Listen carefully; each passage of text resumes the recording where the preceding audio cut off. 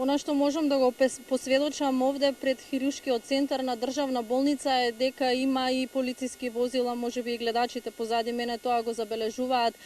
Падната е наредба од ЦУК дека мора пред болниците да биде расчистено, доколку има потреба ќе се ангажира и пајак службата, ги информираат овде полицајците дека не смее да се паркираат возачите, како што може да забележите се е расчистено во случај за не дај Боже некој посилен земјотрес и како што кажав, не дај Боже да има и повеќе повредени. Засега билансот е околу десетици луѓе биле донесени и во градските болници, овде во државната болница, само со расекотени, значи со полесни повреди.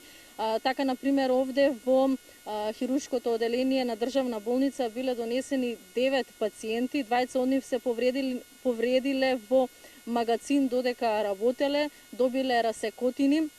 Сите се, како што кажав, полесно повредени, другите имале набиеници при трчање, при бегање од силниот земјотрес и да напоменам дека сите од повредените пациенти биле после 15 часот, значи како ќе му дојде третиот посилен земјотрес, оној со 5,2 по Рихтер.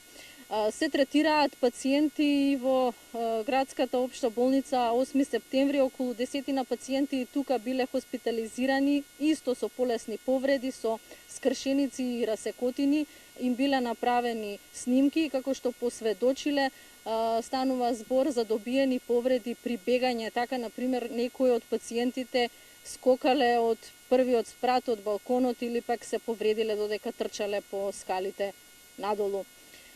И брзата помош интервенира цело време, освен оние повици и пациенти што ги примаат за мерење на висок крвен притисок и срцеви болести.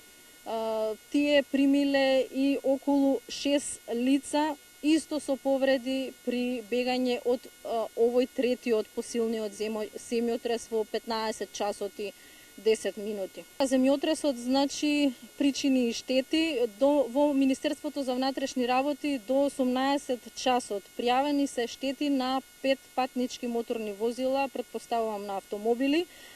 Се оштетени делови од училиштето Димитрije Беровски што се наоѓа во општината Ѓорче Петров.